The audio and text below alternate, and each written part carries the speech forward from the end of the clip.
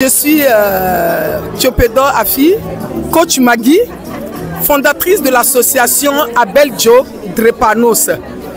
Pourquoi l'association Abel Joe Drepanos? Quand on écoute Drepanos, on écoute la drépanocytose.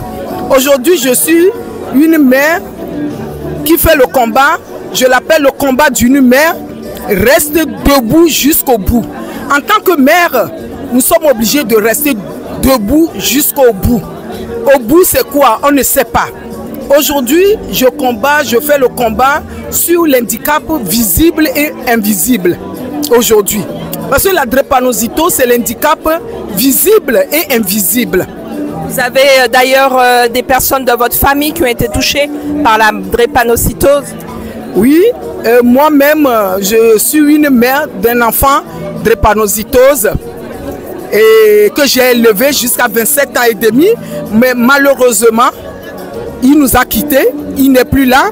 C'est aussi à cause de ça que je continue à battre, à faire ce combat aussi et à parler des mères, les quotidiens des mères qui élèvent les enfants de drépanocytose et on ne se rend pas compte la tâche qu'il a, le combat qu'il a, le stress qu'il a.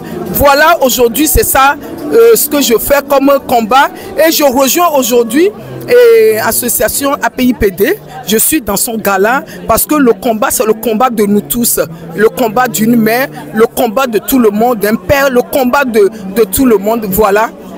Qu'est-ce que vous pouvez apporter de votre expérience à l'association de l'APIPD? L'association pour l'APIPD, moi je dis aujourd'hui, je suis que complément à Madame Jenny Ipoka. Je suis son complément parce qu'elle est sur le terrain. Elle fait beaucoup de choses, elle continue à faire beaucoup de choses. Nous qui viens, comme moi qui viens de créer mon association, moi j'ai ramené quelque chose qui est spécial, qu'on n'en parle pas dans la drépanocytose. Ça veut dire que les additions de la drépanocytose. Parce que le traitement, ce sont les traitements lourds. Certaines personnes peuvent être addictes. Aujourd'hui, j'ai créé mon livre sur drépano et addiction. Ça veut dire que cette addiction, c'est la cause de beaucoup de choses.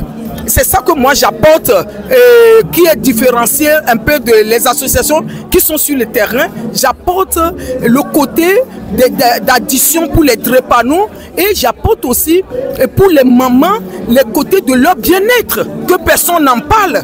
Et c'est comme des tabous et j'apporte toutes ces choses. Et aussi, ce que je continue aussi à apporter, ça veut dire que les drépano, on doit faire les ateliers pour eux, mais pas les ateliers dans l'hôpital, les ateliers en dehors de l'hôpital pour leur bien-être, leur quotidien, pour les aider à se déstresser un peu de tout ce qu'ils emportent. Voilà tout ce que j'apporte.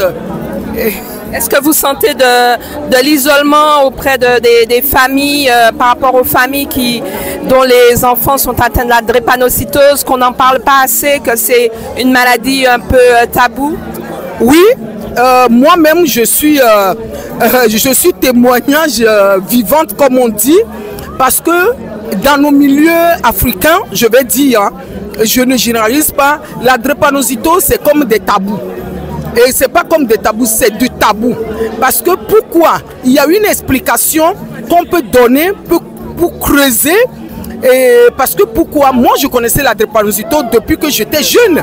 Mais je ne savais pas, et c'est ce que j'apporte, je ne savais pas comment la drépanocytose, comment on peut l'attraper.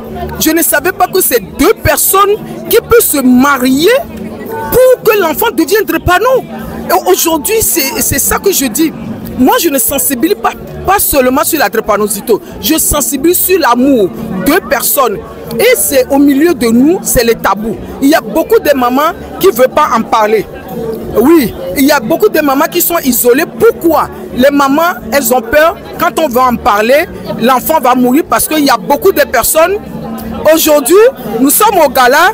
Je ne peux pas tout dire, mais je crois qu'il y aura l'occasion, et comme je le fais, je vais continuer à en parler sur les réseaux pour qu'on puisse se délivrer de ce tabou. Et la drépanocytose, la personne est comme tout le monde. Il y a les drépanos qui peuvent vivre, il n'y a pas de limite d'âge. Voilà tout ce que nous devons faire. Merci à vous.